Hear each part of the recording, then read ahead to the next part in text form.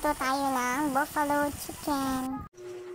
Ito nga pala yung ating mga ingredients at dyan nakasulat na rin po lahat ng mga kailangan.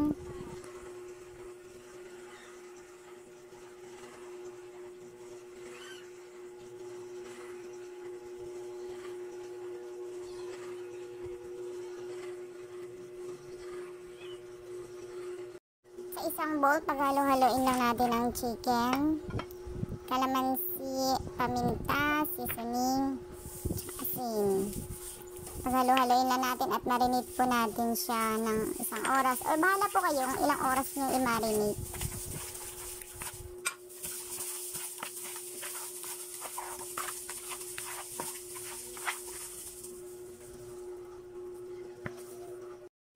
Sa isang bowl ulit, paghalo-haloin din natin ulit ang flour at saka cornstarch. Para sa i-coat natin yan sa ating na-marinate na chicken.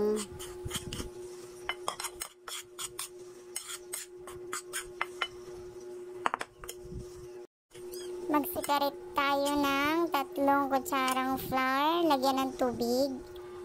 Haluin at ilalagay natin yan doon sa ating na-marinate na chicken. Para pag kinoat na natin yung ating chicken sa flour ay mabilis po dumikit yung flour.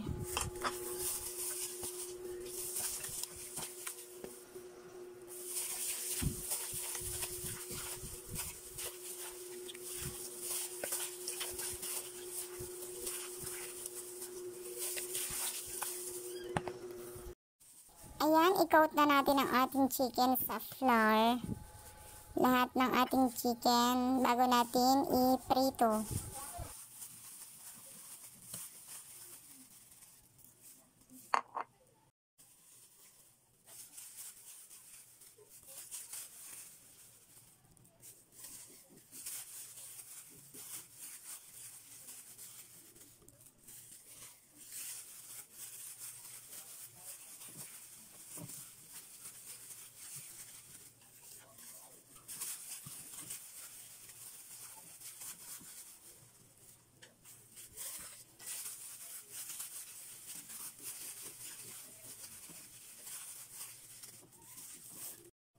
Sa mainit na kawali na may mantika, iprito na natin ang ating na-coat na chicken.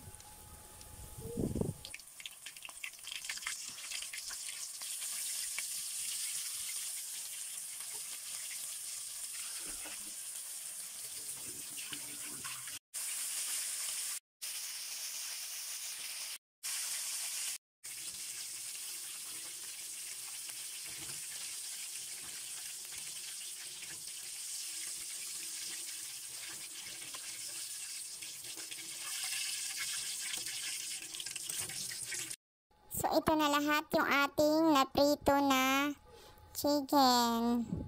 At ngayon naman, sa mainit ulit na kawali, ilagay na natin ang ating ketchup, soy sauce, sugar, at saka water. Nagawa na tayo ng sauce ng ating buffalo.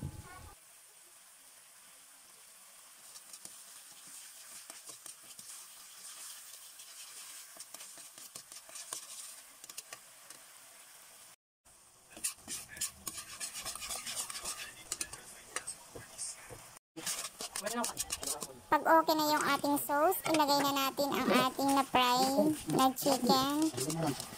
Halo-halo lang. Tapos, lagyan natin yan siya ng sesame seeds para pampasarap. Ayan, nilagyan na natin. Sa mga hindi pa po nakapag-subscribe sa aking channel, please subscribe niyo po ako. Ang aking munting channel. Thank you in advance.